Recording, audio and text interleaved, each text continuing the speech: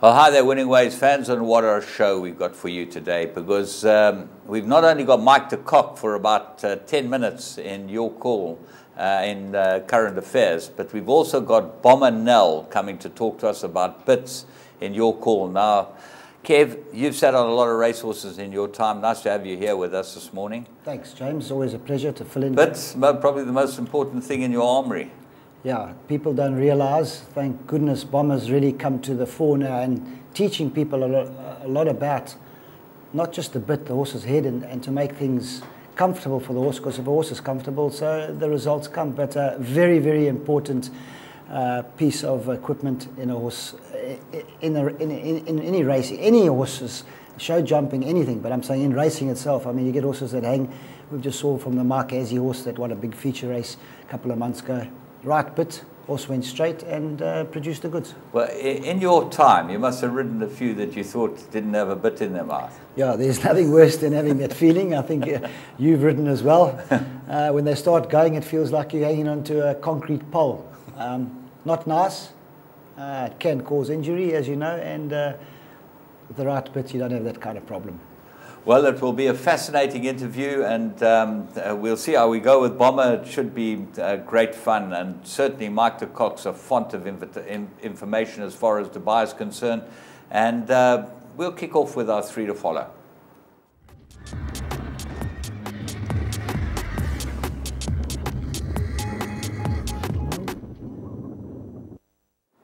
Right, let's go to the Val Thursday, maiden juvenile plate, Paul Matchett.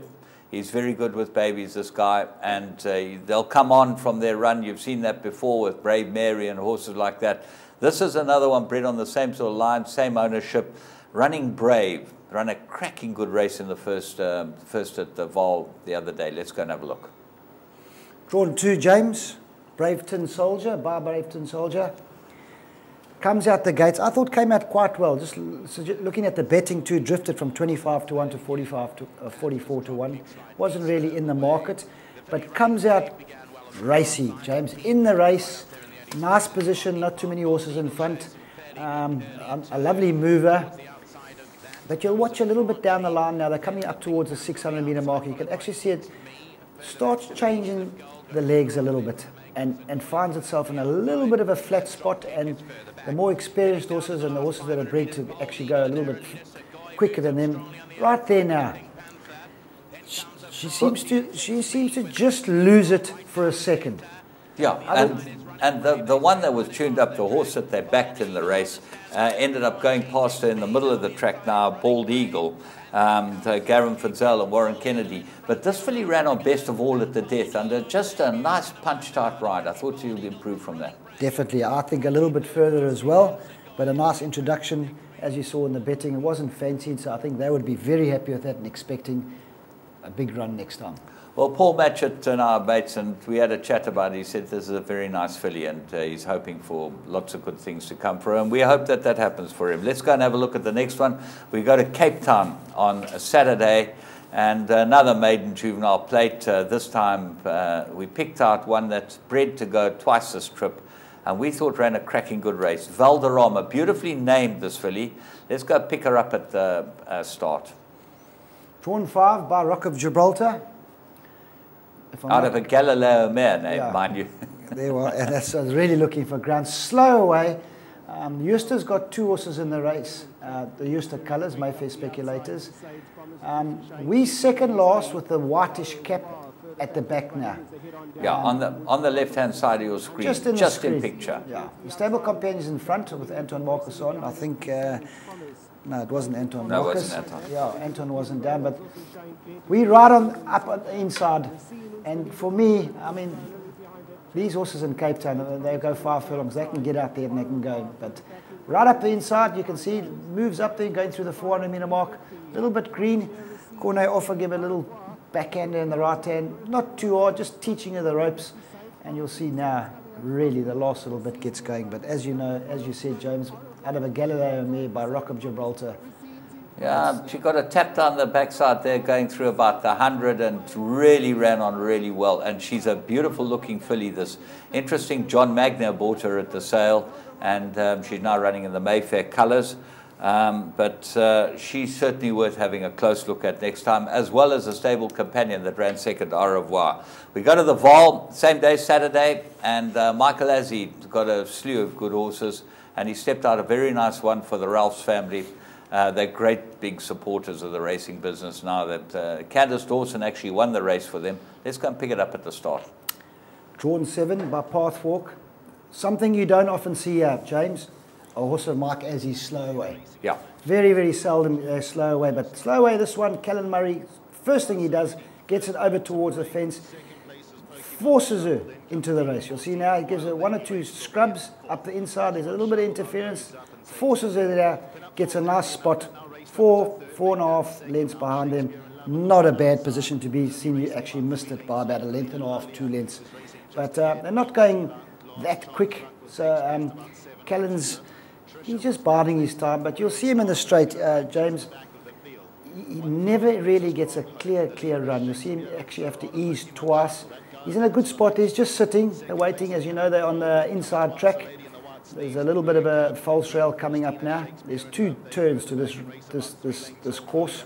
The classic track. No, that's the Vaal track, the classic. But there we got the all white. You can't miss it. Callum comes out there for a little bit of a run now. You'll see now, runs himself straight into trouble. Yeah. Looking for a bit of a gap here.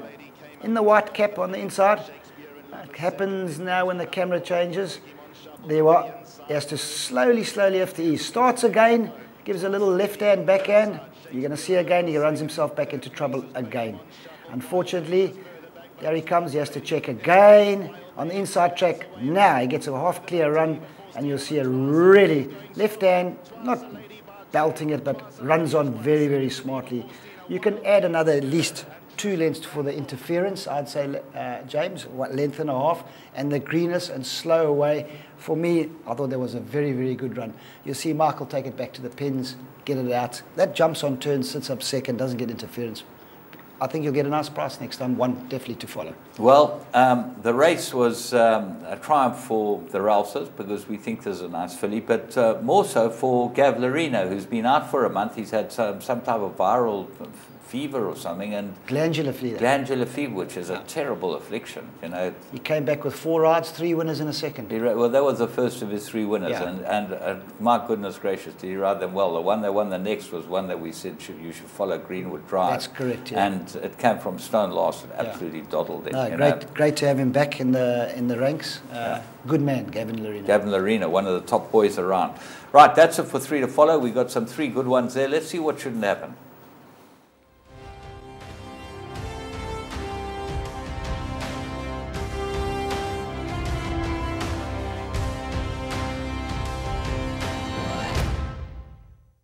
Well, getting ready for Cape Town with the rainy season coming, and hopefully the dams will fill up. That one. Rainy season coming. You'll have half the Camptonians phoning. You know, they were promised 60% of rain last week. That all thought that the rain's coming. I hope that wasn't Cape Town, but they were promised 60% of rain last week. By the time Friday came, it went to -5%, and they didn't have a drop. Shame. I really feel for them out there. Everybody there. It's not the rainy season now. I know that, but they haven't had a rainy season for 4 years. You'll get the rainy season. Anyway, we're thinking of them, and that's why we put that pick up. But we're going to go and have a look at the Plum of the Week.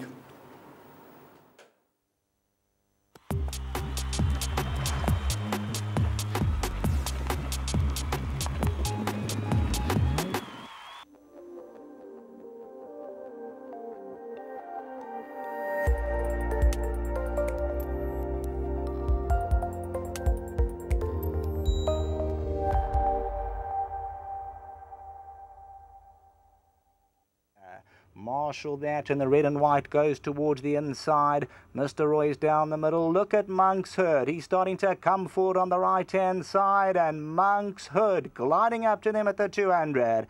Hits the front, takes over. Red Carpet Captain tries to come back for more. Monk's Hood, it's a prep run. He's entitled to get a little bit leg-weary late on, but he's keeping them at bay, and Monk's Hood, impressive 3 parts of a length. Red Carpet Captain second, Amazon King and Mr. Roy in photos for the minor spots. Well, you want to make a profit backing horses, you back good horses. And Monk's Hood looked to be one of those. It was an amazing price on Interbet. You could have got 16 to 10 at the best time, and it was always 14 or 15 to 10. About this horse in that field was an unbelievable price. Criminal, James, you know, and Alistair in the morning show that Sheldon done with him, he said he's had a gallop at Summerfeld, he's been to Scottsville, he's fit and well for this race. They know what his target is. He's going back to Joburg for the Guineas. Yeah. A Group 2, he won the Dingon's a Group 2. I don't know why it's the Dingon's a Group 2. It should, for me, it's a Group 1 race. But you win a Dingon's and it used to be a Group 1. Used to be a Group 1. I don't know how they lost that status, because it's a fantastic race. It's the best. It's like the Guineas virtually. A little bit earlier, that's all. The Guineas is also a Group 2. I know, unbelievable. You know, these are our best 3-year-olds. Where you see any Guineas or a race like that anywhere in the world because it's a Group 2? I really can't get my head around it. The 3-year-olds only get one shot at it, and that's what makes them. I mean, you go to the Investec Derby, you can't run in the Investec Derby if you're a gelding. Reason being, it's a Group 1, and they want that for the stud purposes. And this, for me, is stud purpose material. Well, he certainly, if he had knackers, he'd be worse thinking of stud purposes. But yeah. He's a very good racehorse, this horse. And Alistair Gordon done a marvellous job with him. And good luck to him. It just shows you what you can do if you get given a couple of decent horses. Alistair, top man, been around the block. He'd been to Joburg and raided before many times. He's waited a long time for another good horse. He's had very good horses in his life. Yeah. Extra Cover, Scarlet Lady, Maritz Fontaine, I can just name a few off my hand. But he's waited a long time for another one, and I think he's got one. Well, we're very pleased for him, and we thought that was the bet. If ever you're going to have a bet, that was it. We'll be back with current affairs. Well, the key features for me are I play a lot of soccer 10s, soccer 6s, and soccer 4s on the tote. And the key feature for me is that I can follow online the payouts as the soccer matches are going and see exactly where I stand. And if I see I'm winning a lot of money, I can always back the other team to cover myself as well. So even if I don't catch the soccer 10, I can still make money from it if I'm in a position where it's paying a lot of money.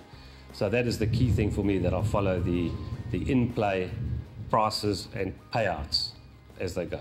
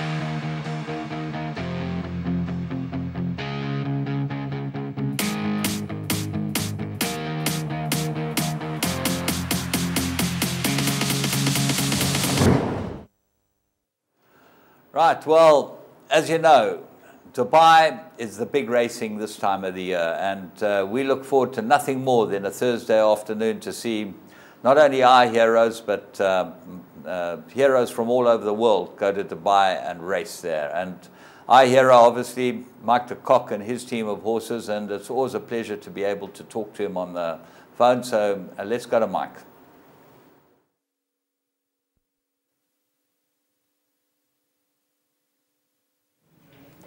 Well, as promised, we've got Mike de Kock on the line from Dubai, and apparently it's a beautiful day there, but it's always a beautiful day when you're around Mike de Kock, Kev? Yeah, absolutely. It's going to be good to hear from him. He's been very transparent in the beginning of the carnival.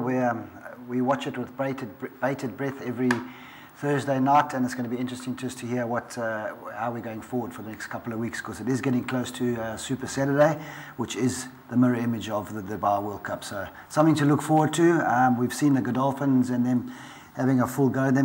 Hey, Mike, how's it going? How's it going in Dubai there?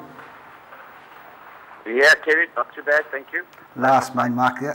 Listen, Mark, we tried to actually get on the net this morning just to have a look what you've nominated for Thursday this week. Maybe the guys you can let the guys know what you've nominated. Okay, I'm not sure to run. I mean, I've put a few in. Al-Saim being one, Boldrex, Archie Trails, Suyuf, Dream Dubai, Smiling Blue Eyes, and Beirut. But as I said, there'd be a few question marks whether I run Al-Saim. Smiling Blue Eyes, she's not doing that well at the moment. We're back in with a foot abscess with her, so we're trying to get her over that. Al-Saim, it'll be more a run to try and get him fit. It's a handicap, so I want to see what the weights all on the turf, eh, Mark? They come out. All on the turf. Yeah. That's right, Kevin. All on the turf. Mike, the horse that interests me is obviously Beirut. I saw it ran pretty well last time. It looked like it had that come-on look about it. Probably in the right race have a big chance. I think so, James. I think he's having his third run after a rest.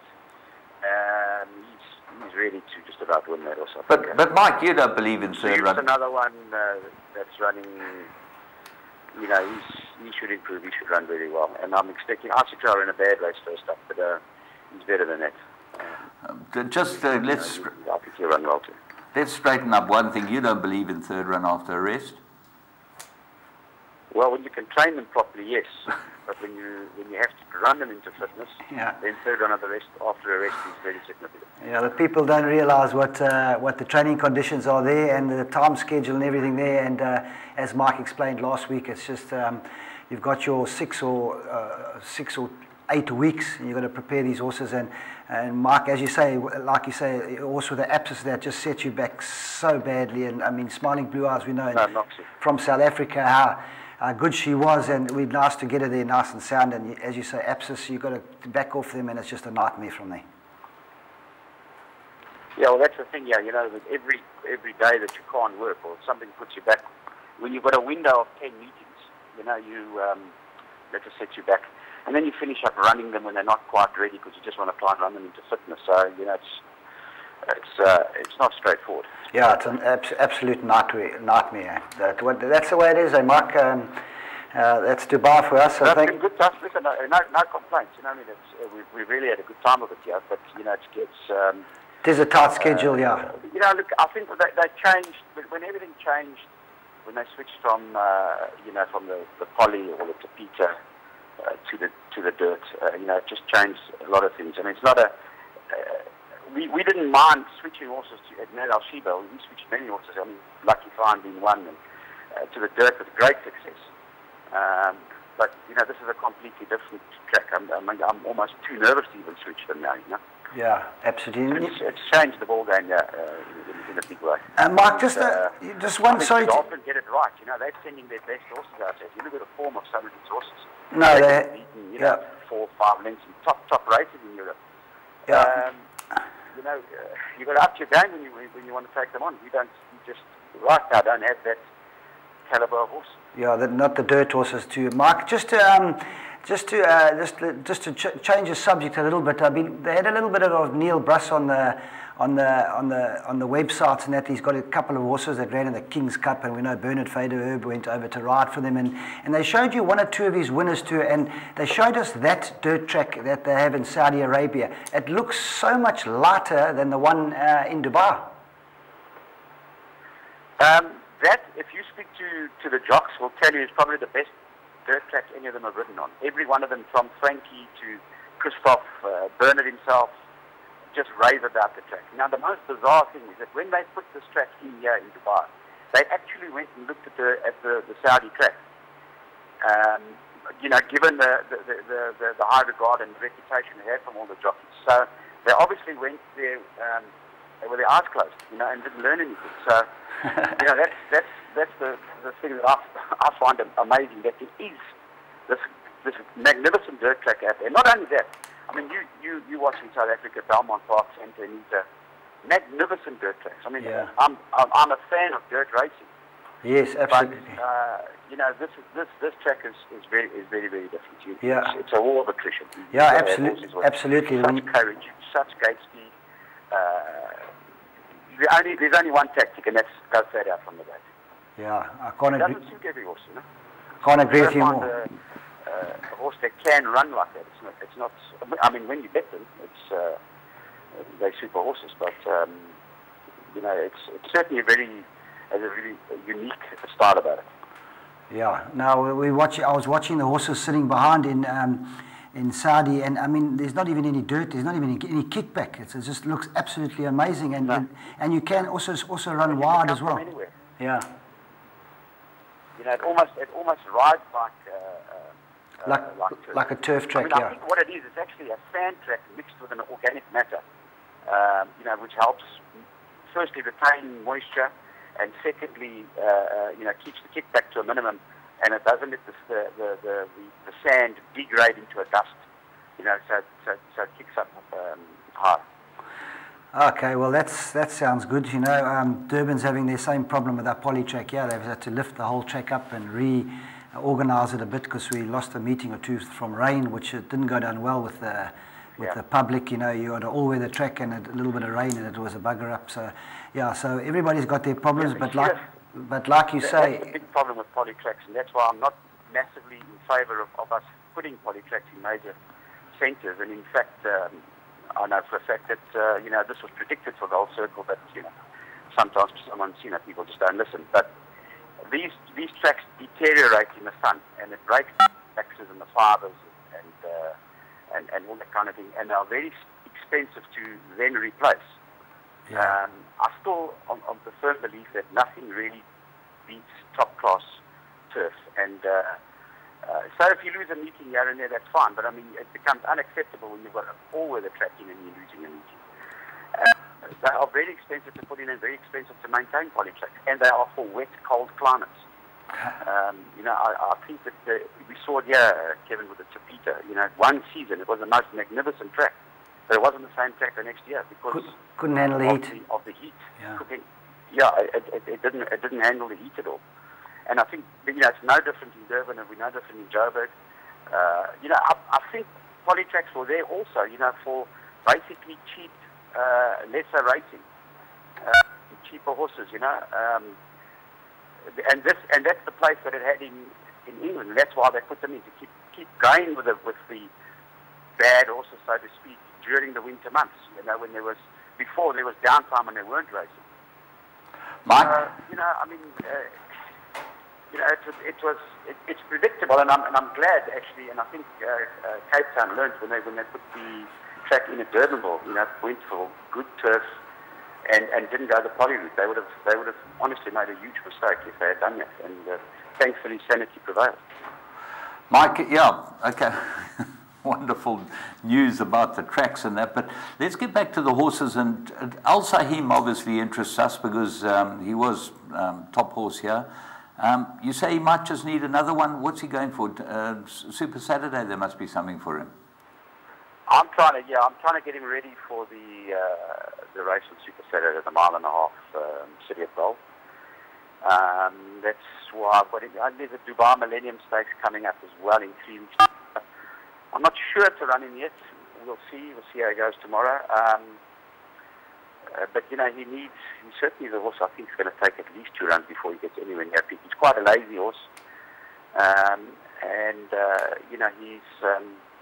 we don't do a massive amount of him on the sand. He does his sort of hard work on the grass every now and then. He's been not been problematic at all. It's just getting into a peak fitness and trying to keep him sound at the same time. So I think the races do a lot for them. They bring them on a good few lengths. And then obviously Noah from Goa, he's had his couple of runs now, and you'd have him pretty ready for Super Saturday, I would have thought. Yeah, I think, James, if I don't go for the Beale Mile on the 22nd, I'm going to go for the Jabal Hatta on Super Saturday. So it's possibly both or one or the other. We'll see how it goes over the next few weeks. Well, it looks like we've got a super couple of weeks coming up, and obviously, we're trying to put together a trip with Phil George here to bring the boys over for Super Saturday, which will be a first, I think, first or second time we've only done it, but we're definitely coming for the World Cup as well, and we're looking forward to you getting everything ready for us, because we know that you give us the most fantastic time, and you can't have a trip like this. It's just most unbelievable trip. No, well, looking forward to having everybody. I mean, we hope to have runners on World Cup night. Right now, it's not looking very hopeful, to be honest. I think Brett's horse, Whiskey Baron, is probably the most exciting horse we've got here, and we look forward to him getting on the track. I think Brett's going to run him in the Zabel Mile on the 22nd. Certainly, he's a horse that's very capable, of holding his own here amongst the Godolphin horses and the top European horses. I think he's rated well up there as well, 118 or 120 or something. But I think you need to be that sort of rating to have any chance, on World Cup night, that's for sure. Mark, has he adapted to everything, the travelling, and he got there? Is he hundreds? He's going straight into it? He looks that kind of horse, quite laid back? Yeah, he's a very laid back horse, and sound, and a big, strong bugger, so he's a hell of a nice horse. You can see why he won a high quality race like he did in the Met. But he seems to be quite straightforward, and he's doing well. He's a magnificent beast. That's fantastic. We're looking forward to him. Anyway, Mark, nice talking to you. Look forward to seeing you for the week of Super Saturday. Yeah, thanks, Mike. Yes, thanks. here we are. Great to be nice to see everybody. Thank you so much for your time, and enjoy getting them ready. I hope that you don't have any problems, and we're looking forward to seeing you as well as soon as possible. But thanks so much for your input. We appreciate it, and so do all the Winning Ways fans. Cheers, James. Pleasure. Mike de Kock on the line from Dubai, and we are really privileged to be able to chat to him from Dubai. Yeah, he's a font of knowledge, as you know, Mark. He's I've lived with him and been with him, and he's just the most fantastic person to be around. From the handicapping to the tracks to the exporting horses to looking after horses in Mauritius, looking after horses in Joburg, looking after horses in Durban, controlling his Dubai setup. It's millions and millions and millions of dollars that goes into this whole thing. The money's there on offer, and as Mark says, these guys have got top-rated horses, and you've got to raise your game when you go there. And as he said, his string doesn't look promising for World Cup night. You've got to have horses rated over 115 to get a run, unless they haven't got a full field in the duty-free. I'm talking about the turf races. Mark is not even looking at the dirt races. Yeah. And I think there's only 4 or 5 races on the turf, on 4 races on World Cup. One is over 5 furlongs. One is over the 3-2 now. It used to be a 3,000, that's the thing. Then you got the duty free, which everybody looks for, and the Shima Classic. Yeah. And the Golden Sheen, well, that's a sprint, and the rest of them are on the dirt, and Mark hasn't got the horses for it. So, like he says, if he can get Whiskey Baron, Brett can get Whiskey Baron. Which route do you think they'll go? They'll go the 2-4. Do you think they'll go the I'm sure they'll go the 2-4. To go the 2-4. That's the Shima Classic. Yeah. And his other option would be, which is now, it used to be 1777, is a 1800 meter, is the duty free, both at $5 million. So something to look forward to. But as Mark says, Whiskey Baron's got that way about him. Lazy, get there, nothing phases him, and that's what you want, a horse like that. If he was hyped up horse and battling to get him to the track, that would be a headache. Yeah, Kev, obviously with your experience there, it's very useful having you on the show, because you know the problems firsthand that Mike goes through. And these problems are not insurmountable, but they really do test you. And one has to know Mike quite well to know how much effort he puts in. People see him as a laid-back guy. That's the type of exterior he has. But actually, he spends so much time on the websites looking up things. And as you say, if you want to know something, you ask him and he'll tell you. He's the most approachable man you've ever met, because I know people who just nobodies, that he talks to anyone. He's a people's person. Font of knowledge. And as you say, something goes wrong for him in Dubai, it's a chain reaction. The jockey feels it, the assistant trainers feel it, the owners feel it, the travelling fans feel it. So it's a chain reaction. Let's not talk about things that go wrong. Let's talk about things that go right. And let's go travel. Obviously, Phil Georgia is putting up this trip, Super Saturday he's doing. And then obviously the big one is the Dubai World Cup. And it doesn't matter whether we got runners or not on Dubai World Cup. No, it's always interesting. Just such a great trip, They lay on everything. That golf day at when you play at Maidan with all the celebrities, that's that's fantastic. Mali El Basti's golf day. Mali El Basti's golf day. And then the Phil Georgia's on the roof, the bra on the roof. That's probably the tour. best. That's probably the best function in Dubai of the whole Dubai week. Yeah, it's a busy week, but it is good fun. And by the time, especially when you're there, when you see the guys from South Africa come over, you've still got that big night. The pressure's still on you, but you can let yourself go a little bit for a couple of days with the guys and go out and have a couple of drinks and really enjoy and see everybody getting together, which is very important. Well, there you go. Let's go travel, putting on the Dubai Racing Tour, and don't miss it. I'll tell you, if you've never been, you want to go. If you have been, you know what fun it is, and you'll go again. So it's on screen now, James. You can see a good price. Yeah, well, you know, it's just an unbelievable price for everything that is included. If you'd come back to me, well, there we go. That's the Dubai World Cup and Super Saturday. Super Saturday is the 10th of March, and World Cup at the end of March. And let's have a look at the Magic Millions graduates. Carmelita, that one well. First and second, they ran Fish River and Sam Furman. They both ran in the 3 Troikas. And a Manhattan Cocktail was a very, very good winner for the Michael Azzi stable. So some very nice horses there off Magic Millions. And as I said last week, and we'll keep telling you, getting ready for Adelaide, middle of March. If you want to get out there, buy some horses, that's where we'll be. Kev, just we're going to go straight into the Winx Barrier trial because we said we'd show it last week. And very interesting trial. Let's watch it, and then you can give your summing of it. No problem. Starter has them. Blindfold out the back. Off now, and Winx was second last into stride. Egg Tart was out the back. Deploy the first one into stride. It will lead from Redzel moving up on the outside. 2 lengths away in third is Classic Uniform, and there goes Winx. She's put into the trial this morning. She's up to 4th. A length away, Inference, 50 inside of Elise, then followed English. Heavens Above, Fox Play, and Egg Tart is last. 600 metres left to run, and Redzel takes over to lead by a length and a half, and looks to be travelling sweetly too. Deploy is second, Heavens Above is third. 2 back to Winx, 4th, Inference 50 inside. Then followed by Elise, Fox Play, English, Heavens Above, and Egg Tart is still rearward. 300 left to travel. Redzel pinched a length and 3/4 now. Deploy given a cut with the cane second. Elise works home, then Heavens Above, followed then by Winx, who's running 5th at the moment, but it's still Redzel in front. In fact, he's going further clear close home, and Redzel's going to go to the post and win it by 3. Elise second, Classic Uniform third, Winx perhaps 4th, doing her best work over the line late, and then followed Deploy. Well, that looked pretty satisfactory, Kev. Yeah, that's her second barrier trial, over 5 furlongs. If you saw that now, a little bit of a shake-up of a smack on the shoulder, she definitely would have been second, easy second.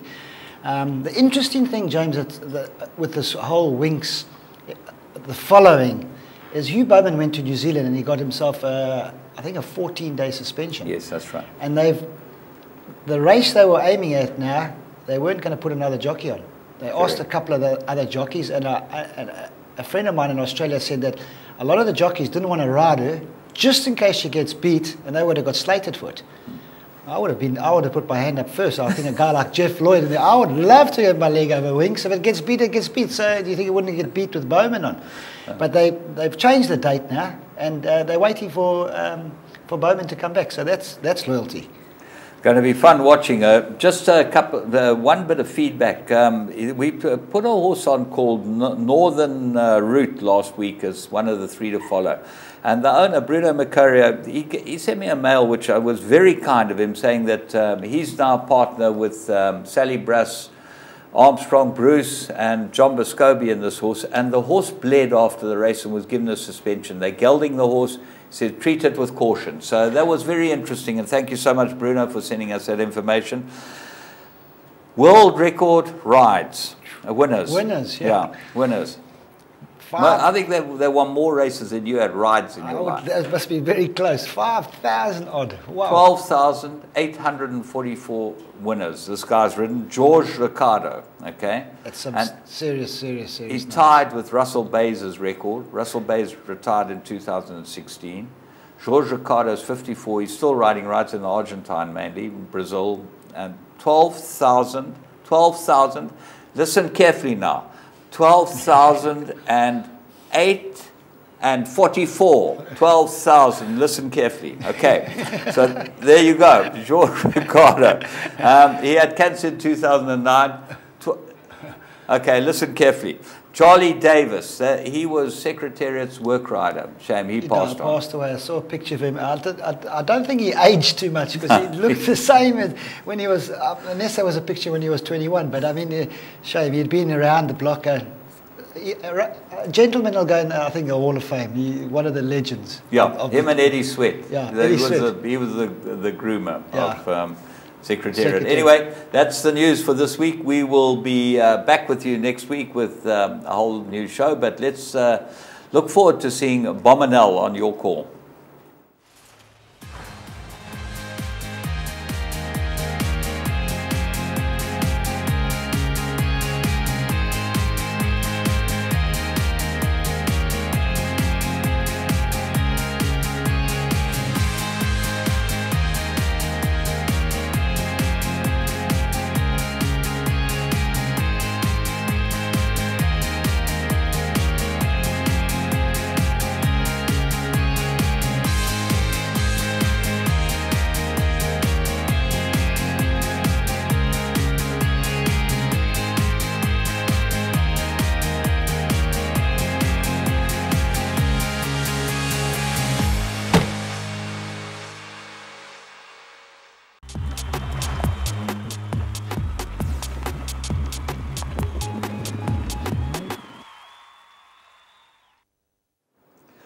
Right, well, here we are, your call. I told you that we got one of the most interesting people in the whole horse world in our studio today, because Bominell, for those of you who don't know, makes handcrafted bits for horses' mouths.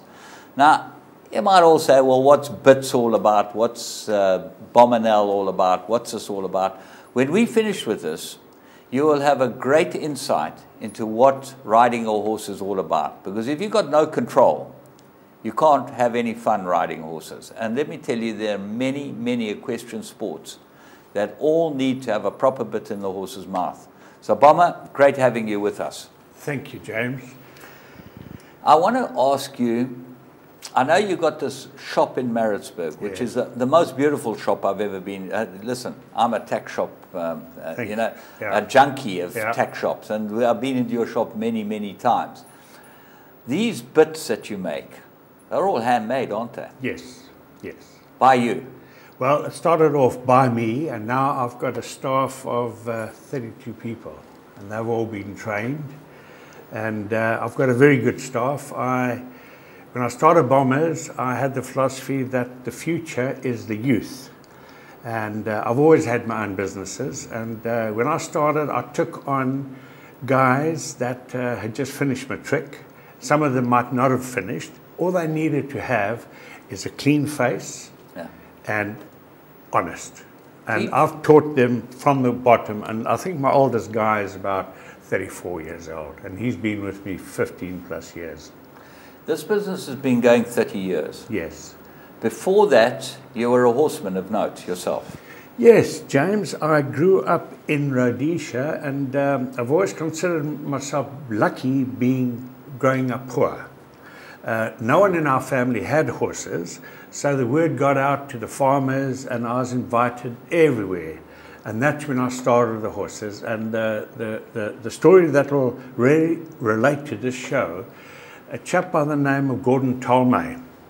He was a big beef farmer and a polocrosse player, and he had a beautiful string of ponies. So he heard about me, he said, Bomber, come out. And there was a gymkhana on at the Roadstyle Club. So he says to me, you see that little horse standing there with the bulls, that little mare? He says, you can have her. So he put little Bess, very appropriate name for a half a bush pony, on the truck, and off we go to the gymkhana at Roadstyle. Of course, she'd hardly been ridden, but that didn't faze me much. I had a horse. She was beautiful, though she was ugly as hell. Anyway, cut long story short, one of the other guys, Stallion, jumped the fence, unbeknown to all of us. So after that Bess was taken home to us, and I had her on a little farm. I must have been about 9 years old. I get on my bicycle, I have to ride 6 miles out to see her each day. Next thing we notice, she's, you know, and we phoned Gordon, and he says, whoa, when this arrives, you know, she's only with the bulls. You better call me and I'll come and dehorn it and bring the Bedizzers. Lo and behold, the time comes, it's a little black colt, beautiful. So we said, well, what are we going to name this? So Gordon said, well, if I'm going to have to dehorn it, we better call it Ox or something. And lo and behold, we called it Oxo. And if you look back at the records, the Grand National winner of that year was a horse called Oxo. Correct. Yeah. Absolutely. It was in the 50s. Yep. Absolutely. Yep. So this was your start. You obviously always had this affinity with horses, you know, and being a Zimbabwean, we know about those, the Hensman boys and all those guys. You obviously know them all, the great polo players of that time. You obviously came across all those guys? Yes, yes. Gary and Rory? In fact, Gary and I were in the war together in Grey Scouts. He, of course, was the lucky one who flew the Dakotas, carting us around, and we were the ones that had to ride around on the horses. So, yeah, I know them all. I know them all. In fact, it was a wonderful stay we had up there. Yeah. But, and then what made you come south? Obviously, a lot of Zimbabweans, Rhodesians, well, you know. In those days, it was a funny thing. People who left before the end, they referred to it as the chicken run. Then at the end, it was changed to the owl run because it was wise to get out at that stage. So, yeah, we packed up 2 girls, a dog and a horse trailer, and we came down here with nothing and had to start over again.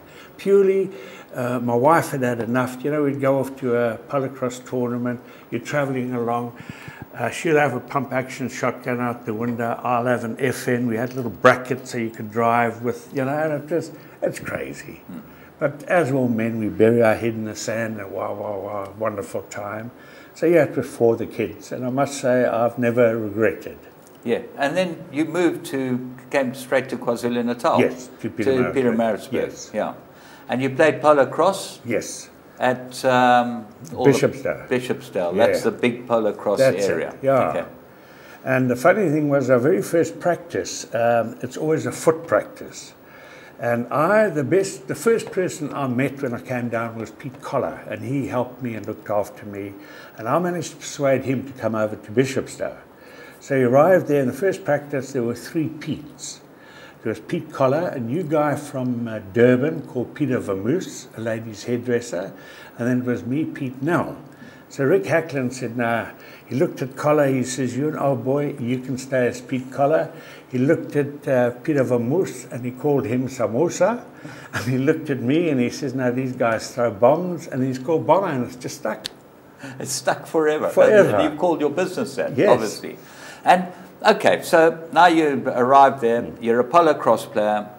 What started you on horses, mouths and bits? How did this all get? James, you know, it's an incredible thing. I think everyone has got a gift. And it was very strange how this came to me. When I arrived, of course, we had to start from square one again, and my son did very well, Leroy. And they'd phone us and say, well, Bomber, if you and Leroy can ride this horse, you can have it, otherwise go into the Lion Park. So it was always the problem horses. But I soon found out the problem horses were, in fact, the easiest to fix. Because everyone is impatient and a horse doesn't work. They go stronger and harder and clamp the nose tighter. Where my philosophy is pressure equals resistance, resistance equals lack of control. So it's in reverse. To get control, remove resistance. To remove resistance, you've got to remove the pressure or identify where you can put it, and where you put it, you try and distribute it over a bigger surface area. And if you take your finger and just push into your arm, the same pressure, bend your finger, it's the same pressure, but it's a huge, because it's surface area. And that's what I've based my whole thing on. So, and, sorry, the other very important fact is, people don't realize, all animals, the balance is its tail, where with a horse, the balance is its head. Big difference. So all I do is I watch the head, and that tells me a lot. Amazing you say that. My late mother used to always say to me that she never cut the horses' tails because they needed their tails for balance. There you go. Yep. So that with the head and the tail, Yes. you get the balance. But the head is what the horse is all about, because everything runs through the headpiece, the bridle, and then the bit. And the bit is your leverage with the horse. How did you now then work this out? Because when we see later in the show what you've developed, how did it come to you that now I've got to fix these horses' mouths?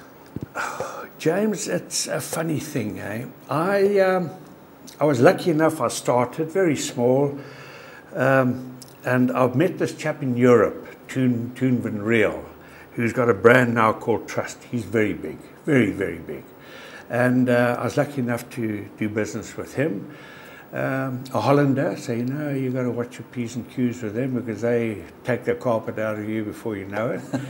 Anyway, I went there and I noticed a common thing. And the tongue is the most sensitive organ in a horse. And all bits put pressure on the tongue. And then, of course, it affects the head. So I made up this bit which I called the happy tongue. It was my own invention, and to date has been the most successful. So that was all good. I came back to the factory, we had sat down, and I said to him, I need an order before we go. So I opened a bottle of whiskey, and he said, we go when the whiskey's finished. And I promise you, I've still got it, handwritten on a foolscap page, pages and pages and pages. Now I'm talking nearly 18 years ago, and it equated to R1 million. Worth of bits? Bits. It took me 3 years to execute the order, because there were only 3 of us in the factory. And anyway, doing the happy tongue, it was always handmade. So I now had to mechanize this and make it worker-friendly. And Wayne Scrap Metal used to be just across the road from where we are now. And I went there and for 10 Rand, got some metal. And before I knew it, there was an outer force. I really mean this, an outer force to control. And we produced this mold. I didn't really know what I was doing, but it happened. And we still have it there. Of course, we've made new models, and that's where it all happened. And I realized then there's a long road. And but obviously, it's hard for people to accept. Here's a man who's a rider, a horse rider, and a polo cross player. And unless you played polo cross, you don't actually know how important it is, your contact with the horse's mouth. Because that horse has got to move everywhere and quickly for you to be able to be a decent player. Yes. Now you get to the stage where, okay, I'm a polo cross player, I'm a rider. I'm going to start making bits that work for different horses. Correct. How many bits are there? Oof. You know, when I started, there were a few. Right now, if I take all my separate mouthpieces, combining them with the different cheek pieces, I've got over 40-odd thousand. That's not all the different sizes. And every now and then I wake up and I get this fancy little thing, like I've just produced this latest bit, which has been very successful. And these things just come to me too. And I am generally a creative person, but when I don't create, I get miserable, I get really grumpy. And that's when my son or my wife says, look, I think you better just go and lie low and think about things. So it has been a great run, from a hobby, which has now become a business. And the horse's mouth is now, you obviously got to now start studying the horse's mouth. So did you spend time with people that actually worked in, because I know that there's some wonderful dentists around, horse dentists and that. And did you study with them and have a look at what they had to tell you? Funny enough, James, when I started there, the dentists hadn't really started here. And I collected a lot of skulls. And every horse, like a human, your mouth and a horse's mouth, everyone is unique and it's different. So I literally had a lot of bottom jaws. And what I would do is, this is simulating the tongue. Yeah. But it was this distance here. Okay. Gap, what I say, That's right between at the molars. bottom molars. Correct. Okay. Now the bit is going to sit right about here. Yes. And I established, in those days, 80% of horses accepted tongue pressure, which is easy. You can ride him into the bit. And about 10 to 15% were tongue sensitive.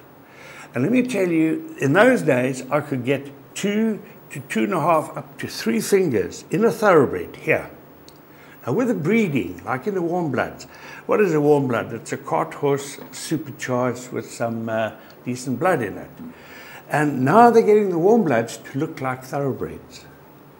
And it's crazy. So the jaw's narrowing Correct. over the years. You know, I was in Sweden about 6-7 years ago, and there was this horse, 18 hands. And the rider asked me to help him, looked inside the mouth, and I realized there was a tongue issue. Because the smaller this goes, the less room there is for the tongue. Everything you can breed finer, but the tongue always stays the same size. So then you have a situation where there is so much tongue. Yeah. So, and it's just oozing out.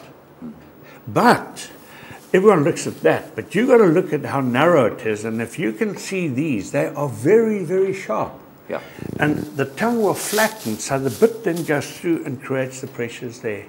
On the bars of the mouth. On the bars. And we used to ride in our day on the bars of the mouth, not on the tongue. Correct. But the tongue's now creating pressure on Yeah. the bars of the Yeah. mouth. Now you've got a mold of this horse's Yes. mouth, just to show that. Yes. Well, it started off, I was in Australia a year ago, this time, and I was lucky enough to go to Brett Parbury's yard. He is the top dressage rider. He'll be at the next Olympics for the male rider.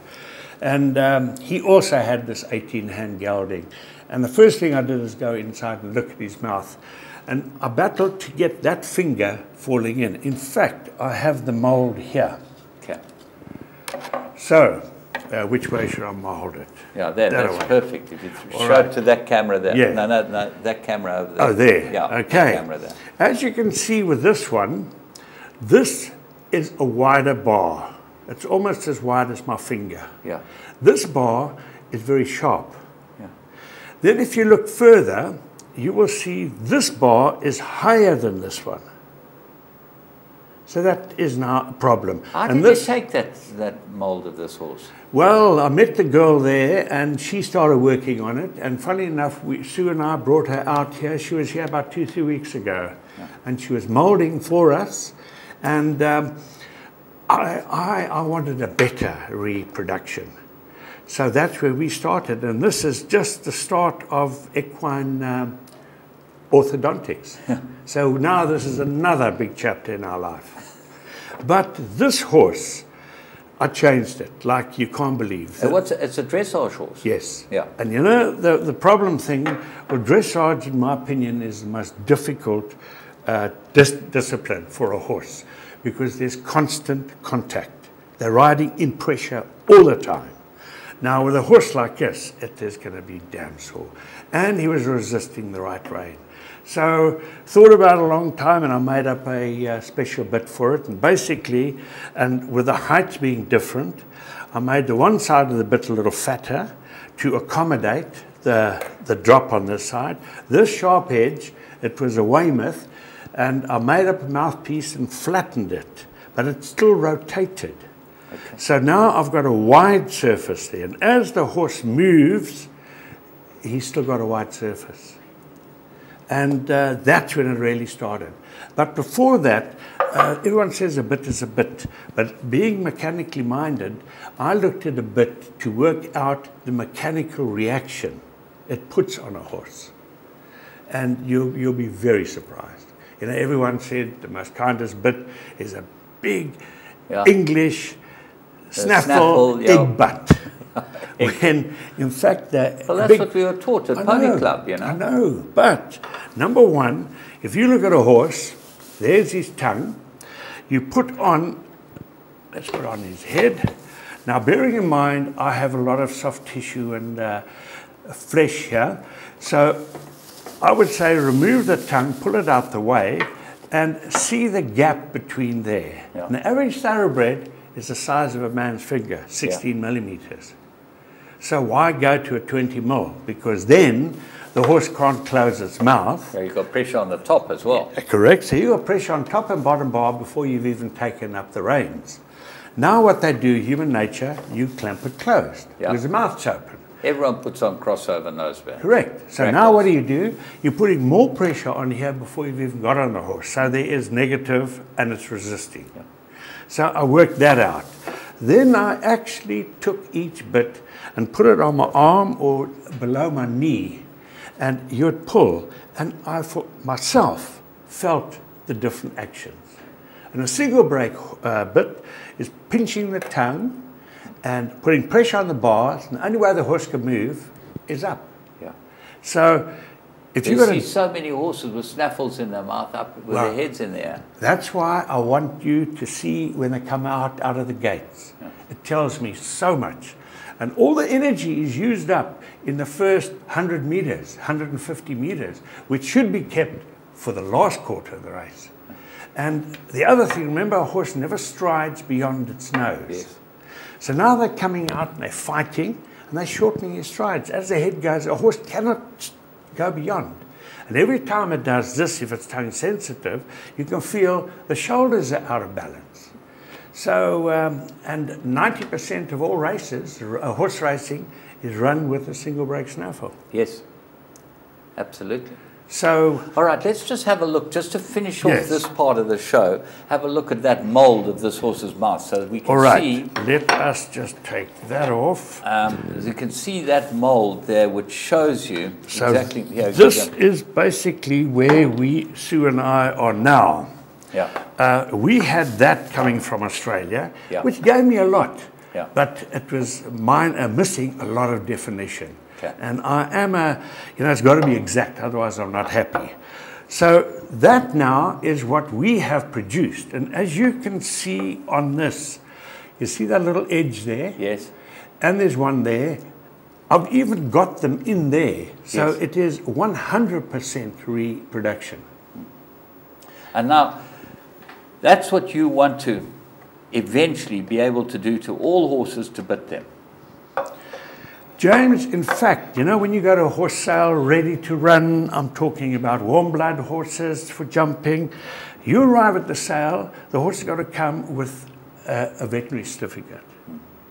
And I believe the time has come now where the horse has got to arrive with an orthodontic mold and a report. Because I've got another one I'll show you. It sold for millions in Australia, a racehorse which then went to dressage. And with that, I can tell the owner it's worth half the price. Really and truly. This is so, so important. Because of the bitting. Yeah. And the damage. Okay. We'll be back next week to discuss this all further, because as you can see, this is the most fascinating subject to anyone that has any interest in horses. Not only do we have an expert on bitting, but a man who's thought it through and started his whole life and his whole career on it and has become a worldwide legend. You get Monty Robertses of this world, and we got Bominell here in South Africa. We'll be back next week with the second part.